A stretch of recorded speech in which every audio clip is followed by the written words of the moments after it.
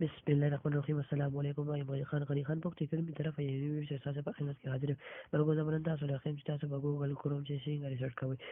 ګوګل کروم چې سموده مونږ استعمال کوو دا ډېر زیات مونږ سلو شي او ایرر ورکوي په دې باندې ایډز هم راځي زه به تاسو له خیم چې تاسو په ګوګل کروم چې څنګه خپل زوړ حالت ته راولئ د ویډیو شروع کېدو نه مخکې یو لوکیشن ریکویسټ دی که چېرته زما چینل نوي سبسکرایب کړي مهرباني وکړئ چې سبسکرایب کړئ راځئ چې ویډیو شروع کړو ټول لومړی به چې مخکې به چې دی مونږ ګوګل کروم اوپن کړو چې ګوګل کروم اوپن کو اینه پس پچې دی موږ دلته کې دی بل ګوټ کې اوس 3 ډاټس راکړي په دې باندې پچې دی موږ کلیک کو په 3 ډاټس باندې کلیک کو اینه پس پچې دی موږ دلته راشو سیټینګز په سیټینګز باندې پچې کلیک کو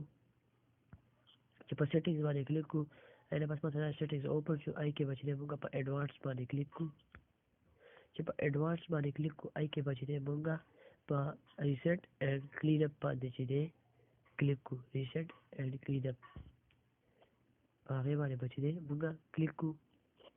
چې پای کلیک کوی دا پس چې ریسیټ اینڈ کلین اپ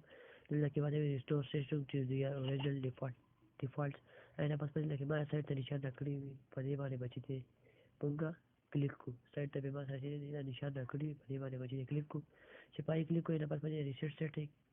ته دا څه بچی دی په دې باندې کلیک کړئ چې په ریسیټ سیټینګ باندې موږ څنګه کلیک کول لکه ما ته دا دی ریسیټینګ چې دا سٹارټ شو ما څه چې ګوګل کروم چې دا ښه ریسیټ کیږي دا سٹارټ شو لکه لوډینګ کیږي ماشاءالله دا پس سره چې ګوګل کروم اوریجنل حالت ته راشي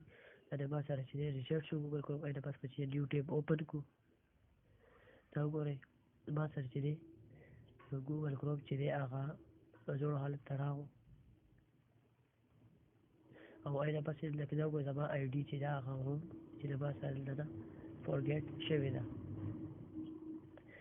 دا یو وړه شاته ویډیو برګور باندې تاسو سره شیر کړم که خوښ شي وي نو لایک یې کړئ شیر هم کړئ زموږ چینل هم سبسکرایب کړئ د ویډیو باره کې مو سره وي باندې په کامنټ کې راکړئ ډېره مننه تھینکس فار واچینګ